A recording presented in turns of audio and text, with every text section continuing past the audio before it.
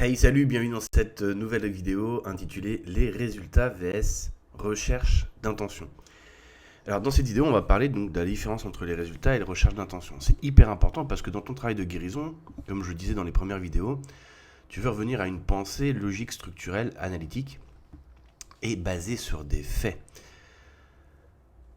Et tu vois, dans le parcours flamme jumelle, quand t'en es pas sorti, c'est-à-dire quand t'as pas fini de guérir, tu regardes toujours des vidéos, tu lis toujours des articles pour essayer de comprendre, de t'y retrouver, etc. Ce qui en soi n'est pas ni bien ni mal, ça fait partie du process.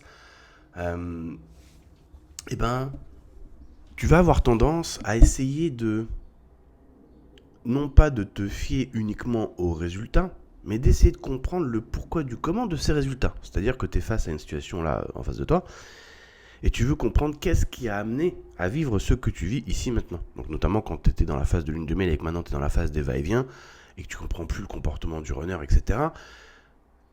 Bah tu te dis, bah non, qu'est-ce qui se passe, tu vois, comment c'est possible que les choses ont changé comme ça. Et c'est bien de chercher un petit peu, mais pas trop.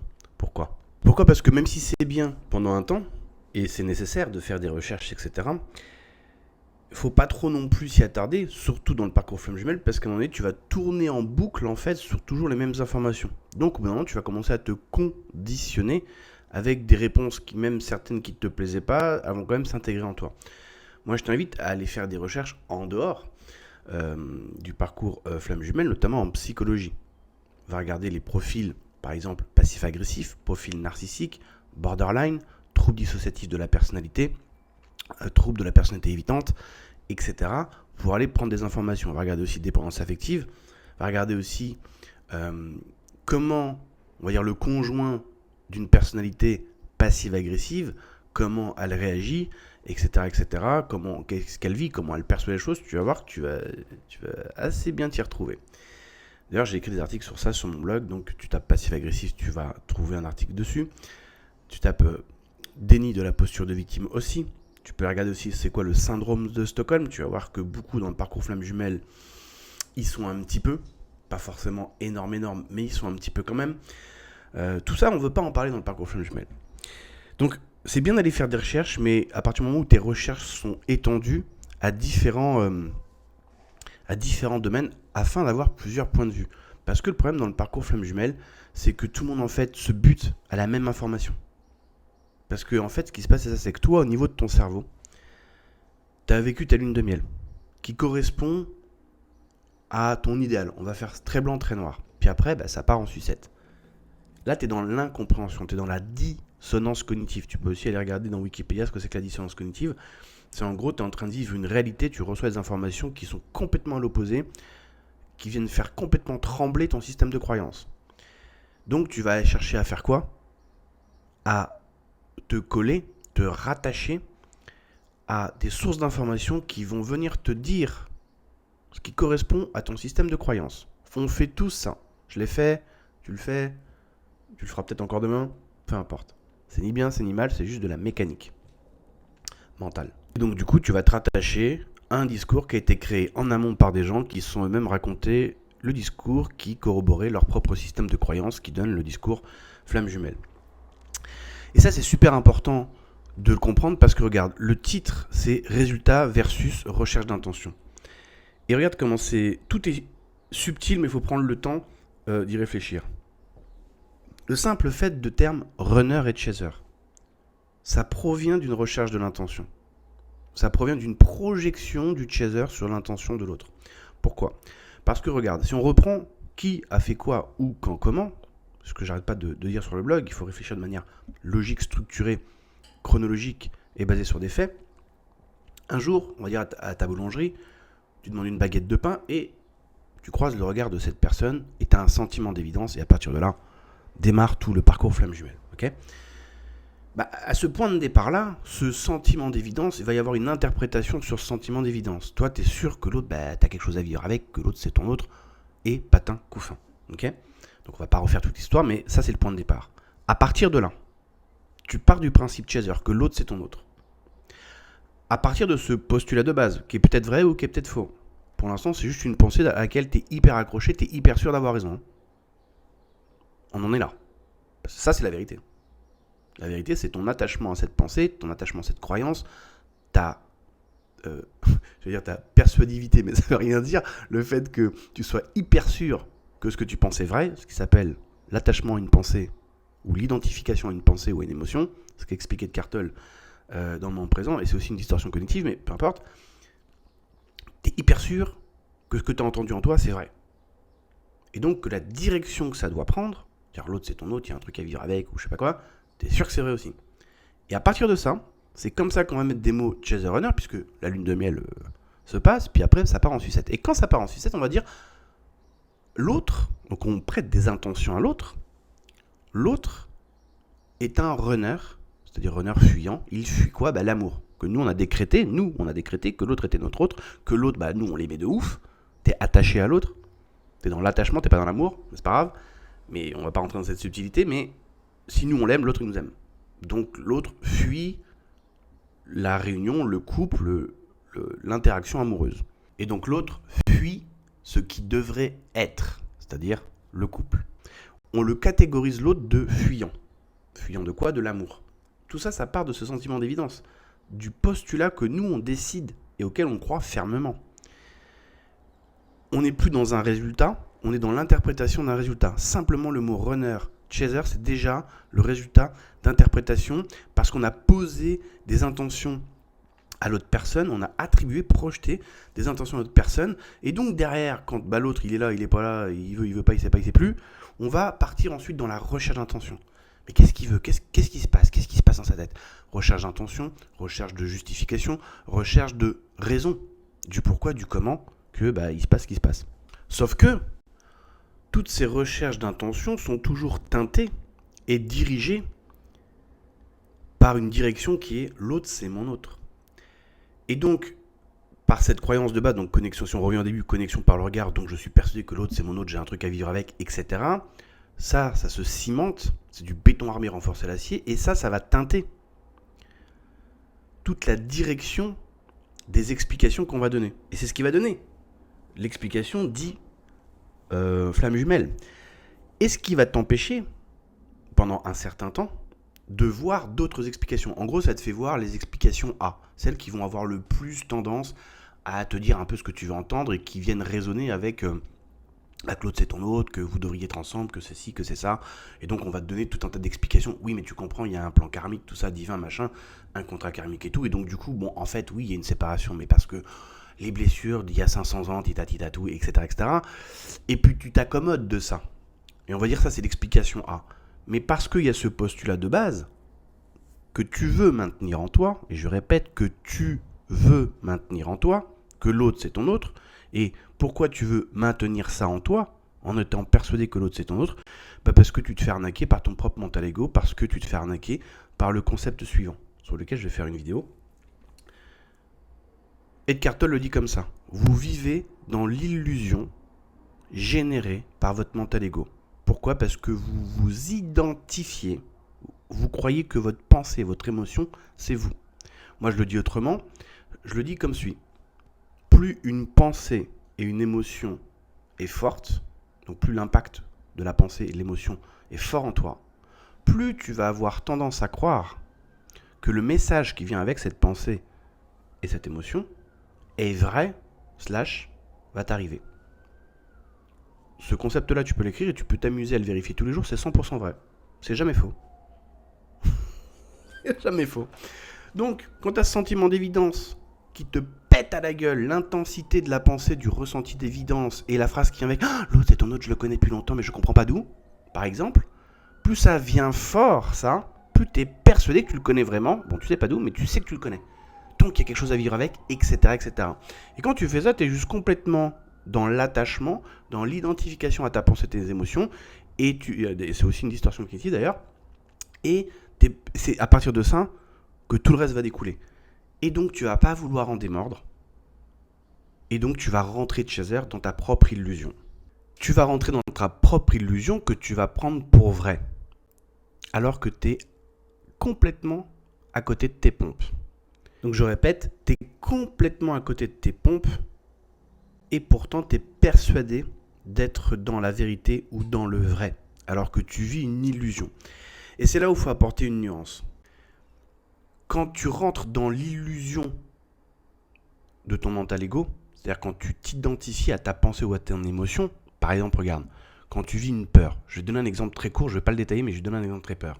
T'es un mec, t'es à un café, tu vois une super nana, t'as envie d'aller la voir, mais t'as trop peur d'y aller. La peur, elle te dit, vas-y pas, parce que sinon elle va te dire non, et puis il y a tout le monde qui va rigoler, qui va se foutre de ta gueule. Toi, c'est le scénario que tu vois dans ta tête, mixé avec des sensations physiques, bref, la peur. Plus la peur est forte, plus tu vas avoir tendance à croire que le scénario amené par la peur est ce qui va t'arriver.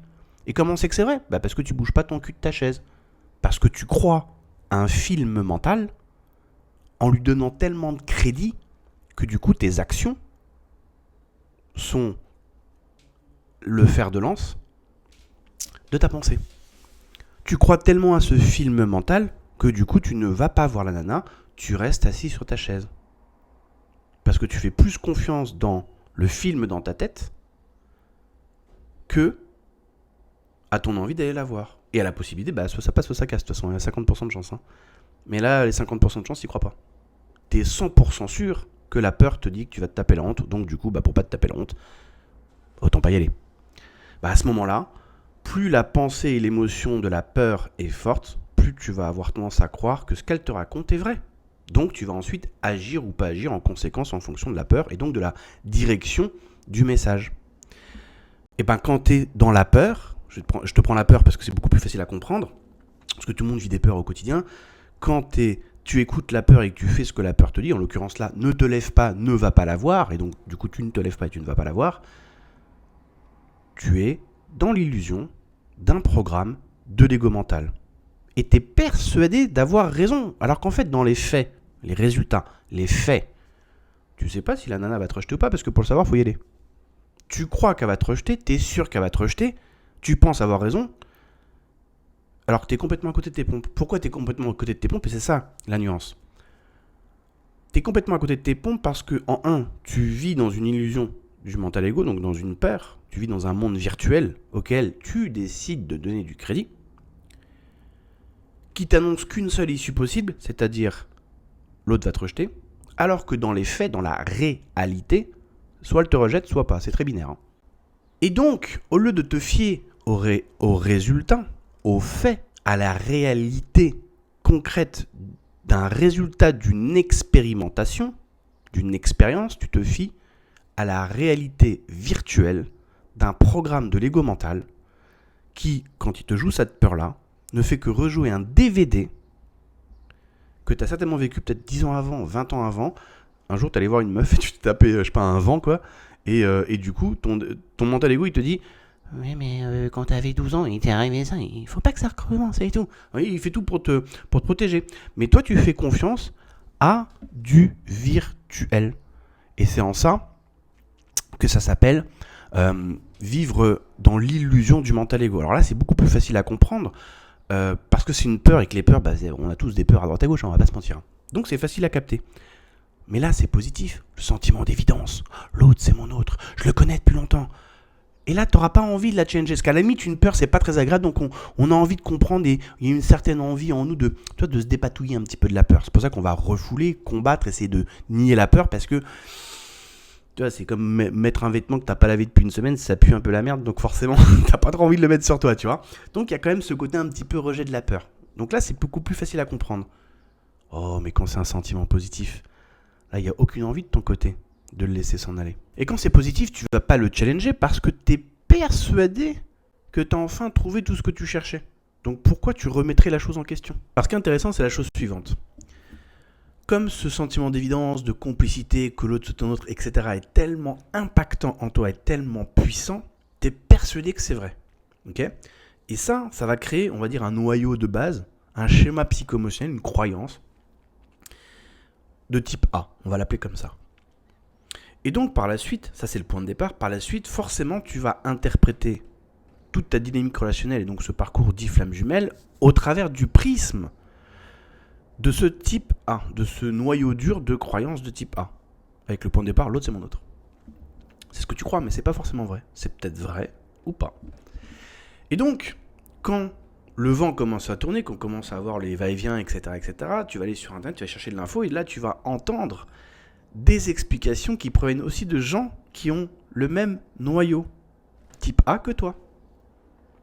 Par exemple, le simple fait d'entendre runner ou chaser en termes de vocabulaire, c'est déjà l'effet d'une cause, l'effet de ce noyau de croyance de type A.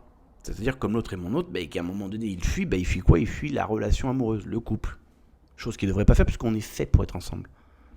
Mais là c'est de la projection de sa propre croyance, sa propre conviction sur le comportement de l'autre, en lui mettant une étiquette de runner, donc de fuyant de la relation amoureuse.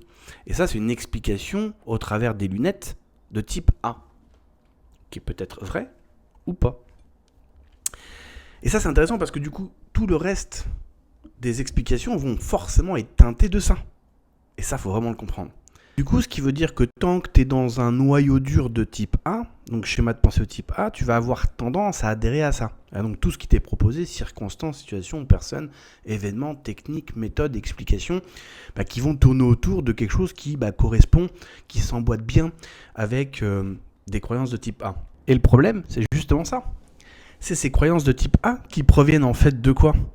D'une sous-programmation qui dit « Je suis incomplet tel que je suis et je ne peux être que pleinement moi ou dans mon plein potentiel ou pleinement vivant au travers de la présence d'une autre personne. » Et c'est pour ça d'ailleurs que tu ressens ce sentiment d'évidence quand tu rencontres cette personne-là qui est finalement, j'avais déjà expliqué dans une autre vidéo, ton inconscient qui reconnaît que cette personne-là va nous permettre de bien s'imbriquer dans nos lignes de code. Un peu comme deux pièces de puzzle qui s'embriquent bien mais qui est un embriquement des blessures.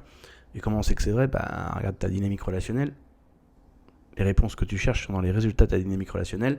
Regarde ton état émotionnel au quotidien, tu as la réponse. Et donc, tu as ce sentiment d'évidence, mais parce que c'est une évidence pour ton inconscient qu'il a trouvé la bonne personne, ce qui est vrai. Il a trouvé la bonne personne qui correspond à ce qui est demandé par les lignes de code. Ces lignes de code sont là par rapport à ton vécu, ton passé, tes traumas, tes parents, etc. Et donc, quand tu es avec un noyau dur de type A et que tu continues de regarder des informations de type A, tu fais que tourner en boucle en fait. Et au début, aller regarder des informations de type B ou C, c'est vachement dérangeant parce que ça vient choquer, faire trembler ton système de croyance. Et donc du coup, quand tu es dans le type A, y a des résultats, des faits de ta dynamique relationnelle, des actes, des mots, etc. qui en fait veulent tout dire, mais que sur le moment, tu es tellement pris dans ton illusion, dans ce noyau dur de type A, cette évidence que l'autre c'est ton autre, qu'en fait tu vas prendre ces informations au travers du prisme de ce schéma de pensée de type A. Et je vais te donner un exemple de ça. Alors tu vois, c'était une cliente qui un jour me disait mais je comprends pas, des fois mon runner il me dit des trucs c'est complètement incompréhensible, je sais pas où est-ce qu'il veut en venir, c'est hyper confus sa manière de parler. Et donc elle me donne l'exemple que je t'ai mis là à l'écran, c'est le runner qui dit donc à son chaser, écoute, je vois que t'es trop sur moi et donc je vais couper cette relation, genre, ils mettent un terme pour que tu puisses donc te détacher. Mais je te rappelle en juillet. Et tu vois, c'est intéressant parce que, en fonction donc du contexte, relation dite flamme jumelle, de la psycho-émotionnelle du chaser, cette phrase-là, elle va être prise d'une certaine façon. Elle ne va pas être comprise totalement. C'est-à-dire qu'on va reconnaître qu'il y a une sorte de confusion, il y a un truc qui est bizarre. Mais on va, parce que le chaser à ce moment-là, il est à fond, puisque c'est dit dans la phrase, le runner reconnaît très très bien que le chaser est au taquet sur le runner, c'est-à-dire qu'il veut beaucoup de choses du runner, c'est-à-dire la relation de couple, etc., etc. Il est chaud patate, quoi, le chaser. Et ça, le runner, il le reconnaît très bien, parce qu'il lui dit textuellement, il dit « je vais couper cette relation, t'es trop sur moi ». Et c'est pour ça qu'il peut utiliser ce genre de techniques qui sont des injonctions paradoxales, et donc une technique de manipulation, puisque ça va marcher quand t'es dans l'étape justement de type A, c'est-à-dire que t'es persuadé que l'autre c'est ton autre, que t'es au taquet derrière, que t'attends énormément de choses de l'autre, que t'es sûr que l'autre c'est ton autre, etc. Tu vas pouvoir dire des phrases qui vont générer de la confusion chez l'autre. Alors après, est-ce que c'est calculé, millimétré, stratégiquement fait de la part du runner ou pas ? Là, on partirait dans la recherche d'intention, et c'est pas ce qu'on va faire là. Par contre, ce qui est sûr, c'est que ce genre de message-là, sur le chaser, dans cette étape-là, ça crée de la confusion, et ça va pas créer du détachement de la part du chaser, ça va créer l'opposé. Et les runners, quand ils font ça, ils savent ce qu'ils font. Là, quand la personne dit ça à son chaser, il sait très bien ce qu'il fait. Il sait très bien qu'en disant ça, il va en fait repousser le chaser, lui dire je coupe la relation, donc c'est une sorte de je te repousse, en lui expliquant que c'est pour son bien, donc c'est un mal pour un bien, alors qu'en fait, c'est pas du tout pour ça qu'il fait ça. Et comment on sait que c'est pas du tout pour ça qu'il fait ça? Bah parce qu'il le dit derrière, mais je te rappelle en juillet. Donc en fait, il est en train de repousser la personne pour lui dire qu'il se reconnectera en juillet. Et tout ce procédé, ce qui se passe, c'est que le chaser, à ce moment-là, dans cette étape-là, va avoir une grosse tendance à croire que la rupture donc de l'instant, c'est pour le bien du chaser. Et donc le runner, ça c'est les conclusions que le chaser va faire. Ah bah donc le runner, bon c'est un mal pour un bien, il fait ça parce qu'il m'aime, etc. Bah non en fait.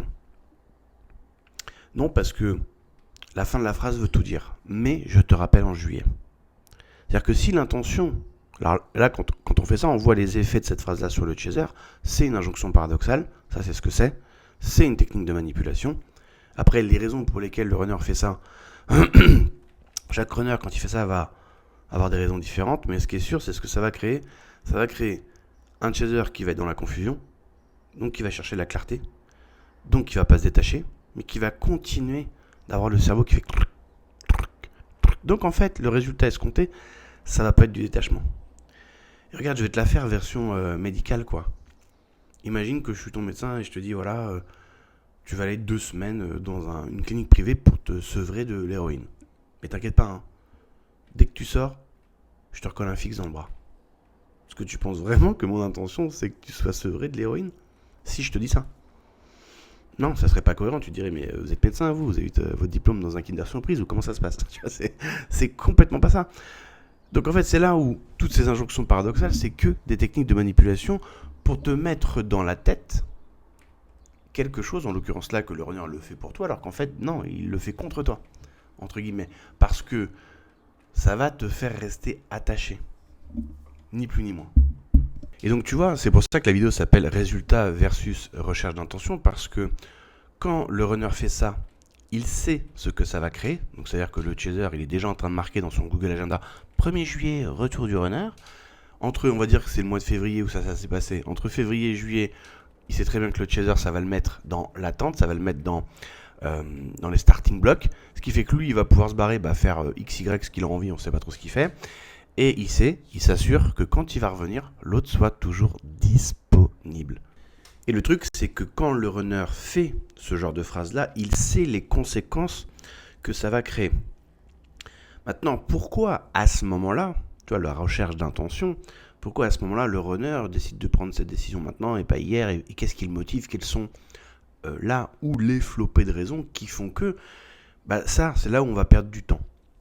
Parce que ce que j'essaye de montrer dans cette vidéo, c'est qu'au moment où tu entends cette phrase-là, il y a le contexte. Le chaser est psycho-émotionnellement persuadé d'être dans sa propre vérité. Et comme je le répète, il est dans la vérité d'un programme de l'ego mental, donc dans l'illusion d'un programme. Il est psycho-émotionnellement déstabilisé, puisque c'était génial pendant la lune de miel, et puis depuis, c'est un peu le bordel. Donc il ne sait pas sur quel pied danser. Donc quand tu as une phrase comme ça où on te dit, à la fois, je vais couper la relation, mais je le fais pour toi, et en plus je te rappelle en juillet, donc on peut dire que tu as 3 parties dans cette phrase-là, tu crois que le chaser il va tabler sur quoi? Il va tabler sur ce qu'il veut, lui, il veut récupérer son honneur, donc il est à fond braqué sur juillet, il est à fond braqué sur l'autre le fait pour moi parce qu'il m'aime, et c'est comme ça qu'on va tomber sur internet, sur des gens qui vont dire oui, mais tu comprends, si le runner ne te donne pas de nouvelles, il te protège de lui-même, etc. Parce que tout le monde veut voir cette relation comme étant un binôme, imbriqué, l'un pour l'autre à jamais, dans le bon et dans le mauvais, etc. Et ça, c'est la projection de ce que tu aimerais qu'il soit. Mais c'est pas ce qu'on voit sur le papier. Alors tu vois, si on en revient à l'exemple de tout à l'heure, on pourrait même rajouter quelque chose concernant le runner. Tu sais, moi, dans les vidéos que je regardais à l'époque, quand j'ai démarré aussi mon entrée dans le parcours de Flamme Jumelle, il était décrit le runner, ou la grande trame générale du runner, de la manière suivante. Le runner est égocentré, il fait tout pour se sécuriser, il a une peur bleue de rentrer dans son intériorité, et il a un certain manque d'empathie. Et justement, c'est ça qu'on pourrait rajouter ici. C'est-à-dire que quand le runner dit cette phrase-là à son chaser, en apparence, on pourrait croire qu'il est dans l'empathie, puisqu'il le fait pour que l'autre puisse se détacher. Alors que il est dans le manque d'empathie quand il fait ça. Et c'est ça qui est difficile à voir quand tu es sous le joug de ta propre illusion. Pourquoi il est dans le manque d'empathie quand il dit cette phrase-là? Eh bien tout simplement parce que au moment où le runner va pour prononcer cette phrase-là, il sait que l'autre est complètement à fond sur lui, puisqu'il le dit, il s'est dit dans la phrase « je vois que t'es trop sur moi ». Donc il sait le contexte. Et il sait qu'en disant cette phrase qu'il va dire là, ça va placer l'autre dans l'attente, que un, il va se sentir mal pour la rupture, que deux, il va penser que le runner fait ça pour lui, et que 3, il va attendre que le runner revienne en juillet. Et donc s'il était dans l'empathie, il se dirait « oui mais attends, si je dis ça au chaser, ah ouais non ça se fait pas parce que du coup il va être dans l'attente alors que moi je suis en train de lui dire que je veux qu'il se détache, donc en fait non je peux pas faire ça, ça se fait pas. Je vais pas le mettre dans un bon état en fait. Tu vois? Et en fait, le truc il est là. C'est que quand le runner dit ça, il est dans le manque d'empathie, c'est-à-dire qu'il a détecté où tu en es et ce que ça va faire sur toi pour son propre intérêt d'égocentré. Parce que ça va te rendre disponible, comme j'ai dit tout à l'heure, et donc du coup tu vas être dans l'attente, et quand lui, il voudra quelque chose, il fera toc toc toc à ta porte, et puis toi tu vas ouvrir, enfin ta porte est déjà ouverte, pardon, donc il n'y a pas de souci, il pourra se servir dans le frigo. Et il est dans le manque d'empathie envers toi, et en fait, c'est ça qui est trop intéressant, c'est qu'il utilise finalement ta faiblesse pour ses propres intérêts. Et ça c'est super important de le comprendre, parce qu'en tant que chaser, ça fait partie des messages de type B, que si tu es encore dans le type A, t'as pas envie d'entendre et tu vas dire non, c'est pas vrai, tu vas avoir une levée de bouclier. Pourtant, ce que je viens de te dire là, ça sort de la bouche des runners que j'ai en coaching. Et tu vois, je vais te donner un exemple de ça. C'est un runner qui il y a pas longtemps, donc c'est hyper similaire à cet exemple-là. Qui me disait, écoute, ça fait 6 ans que je suis en interaction donc avec mon chaser. Et il me dit, moi cette relation, je ne veux pas de cette relation en tant que relation de couple. Cette personne ne m'intéresse pas, je veux dire physiquement c'est pas son truc, c'est pas une personne avec qui elle se voit en couple. Et si je suis pas donc alcoolisé, je ne peux pas embrasser et faire l'amour avec mon chaser. Donc quand il me dit ça, je lui dis alors du coup pourquoi tu pars pas en fait? Et là il me dit parce qu'en fait ce qui se passe, c'est qu'en présence de mon chaser, je ressens l'énergie enveloppante de ma mère et c'est vachement bon. Et ça c'est super important parce que ce qu'il vient de te dire là, le runner, c'est exactement ce que je dis sur mon blog. Je dis le runner il veut du 20% de la relation, le chaser il veut du 100%, donc ça ne matche pas en fait. Et donc je lui dis mais pourquoi tu t'alcoolises en fait pour embrasser et faire l'amour avec ton chaser? Il dit parce que en fait en faisant ça du coup je donne un peu plus et ce qui fait que la personne elle reste sur le lien quoi. Du coup lui il peut continuer un petit peu quand il veut, où il veut, dans la mesure qu'il veut, à continuer de ressentir et vivre l'énergie enveloppante de sa mère au travers du chaser. C'est exactement le même genre de procédé que cette phrase-là, que tu vois à l'écran, c'est-à-dire, je coupe maintenant, mais je te rappelle en juillet, ce qui fait que je te laisse entendre que je reviens, donc du coup, tu vas continuer de vouloir quelque chose de moi. Là, c'est pareil, je m'alcoolise parce que du coup, je vais te donner une petite nuit un petit peu enflammée, du coup, toi, tu vas être contente, chaser, et puis du coup, ça veut dire que je vais pouvoir continuer comme ça, ça fait déjà 6 ans, il peut continuer comme ça pendant encore 20 ans. Donc, ça veut dire qu'à ce moment-là, le runner, il sait très bien ce qu'il fait. Et là, on a vu pile, donc le côté runner de cette situation. Maintenant, on va voir le côté face, du côté de chaser. Quand le runner fait ça, c'est-à-dire s'alcoolise et puis embrasse et fait l'amour avec son chaser, le chaser, lui, de son côté, il est persuadé que ça y est, c'est le retour de l'autre, ceci, cela, il est dans sa propre illusion, il est à fond dans son parcours flamme jumelle, il est sûr, ça y est, c'est bon, il a ouvert les yeux, etc. Sauf que du point de vue de pile, donc du runner, le runner il sait très bien qu'il ne fait que te donner temporairement quelque chose parce que ça va te faire rester sur le lien. Et c'est dit d'ailleurs très clairement de la part du runner en question. Et ce qui est intéressant, c'est que c'est ça. Le chaser, donc côté face, est complètement pris parce qu'il reçoit ce qu'il veut, il est complètement pris, ça vient complètement allumer son propre système de croyance, son noyau A. Et là, il est persuadé que l'autre, donc du coup, ça y est, revient, etc. Et ce qui est intéressant, c'est que moi, j'ai dit au runner, mais du coup, Est-ce que tu as essayé de dire au chaser que toi, cette relation, non, tu n'iras jamais dans cette relation de couple en fait. Tu ne veux pas de relation de couple avec cette personne. Et il dit oui, j'ai essayé. Alors on sent qu'il a essayé, mais bon, il n'a pas non plus tapé du poing sur la table, mais qu'il a quand même essayé de dire la chose. C'est comme ça que, notamment, on entend beaucoup de la part des runners, mais viens, on reste amis quoi. Et il dit j'ai essayé, sauf que le problème il est là. Et là, il a totalement raison. Il dit le problème c'est que donc son chaser en question est complètement conditionné au parcours flamme jumelle, suivi par un coach flamme jumelle, et ils n'arrêtent pas de lui dire que lui, il est dans le déni du lien, dans le déni de cette relation flamme jumelle, etc. Et tu vois, c'est là que ça devient intéressant, parce qu'en fait, le chaser est dans le déni de la réalité, du ou des résultats de la dynamique relationnelle, c'est-à-dire sa réalité 3D. Pourquoi ? Tout simplement parce que tout provient du fait qu'il est persuadé que l'autre c'est son autre. Donc si l'autre n'est pas en couple avec lui, c'est qu'il est dans le déni de cette relation, mais c'est simplement parce que tu pars du principe que tu as raison. Tu es ultra convaincu que tu as raison. Et ça vient d'où ? De ce fameux sentiment d'évidence, de complicité, bref, ces ressentis intérieurs que tu as ressentis de manière très très forte et que tu prends pour la vérité, puisqu'ils sont très très forts. Donc du coup, c'est sûr. Alors qu'en fait, peut-être que oui, peut-être que non, et là tous les faits tendent à montrer que non. Et donc du coup, c'est là que ça devient hyper intéressant parce que en fait, le chaser va projeter son propre déni sans même s'en rendre compte sur donc le runner, donc va prêter des intentions de déni du runner dans cette relation. Alors qu'en fait, les réponses à tes questions se trouvent dans les résultats de la dynamique relationnelle.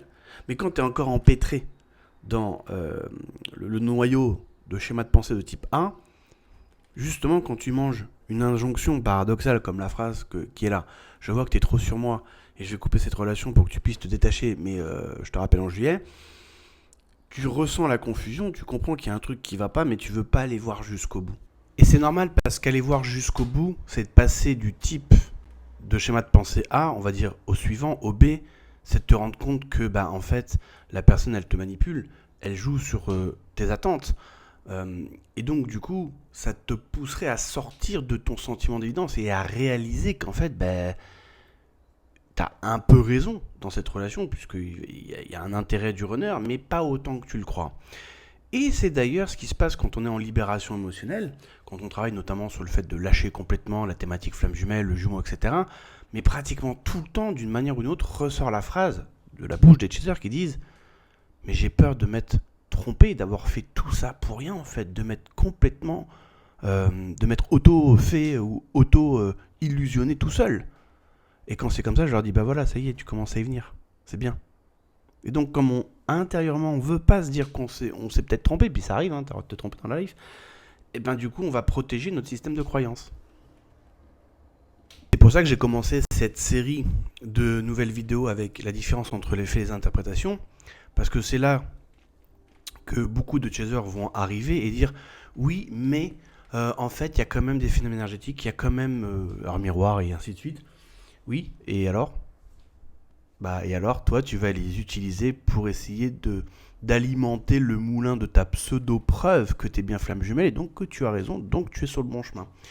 Alors que tous les faits que tu mets sous le tapis de ta dynamique relationnelle, des injonctions paradoxales, du ghosting, du ci, du là, etc., te montrent en fait que tu es à côté de tes pompes. Et c'est là où on en arrive à des dérives spirituelles, puisque en fait, pour arriver à... En fait, c'est des techniques d'évitement et de déni, de tout de suite partir dans le spirituel, puisque du coup, tu pars dans le monde des explications invérifiables, sans aucune preuve, on est dans le monde de la croyance, dans le monde de la conviction, dans le monde de, entre guillemets, de l'illusion, puisque on peut supputer 1 milliard de trucs. Et toi, là-dedans, tu vas piocher ce qui va matcher au plus proche de ton système de croyance. Et comme en plus, et c'est ça, et j'insiste sur ce point-là, comme ce que tu penses, ce que tu vois dans ta tête, ce que tu ressens dans ton corps, prend des proportions énormes, t'es persuadé que t'es sur le bon chemin ou que t'as raison, ou que t'es dans ta vérité. Et je le répète pour terminer cette vidéo, parce que sinon elle va durer 10 heures,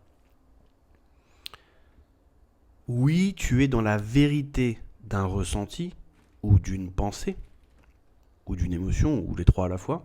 Donc ce que j'appelle être dans la vérité d'un programme de l'ego mental.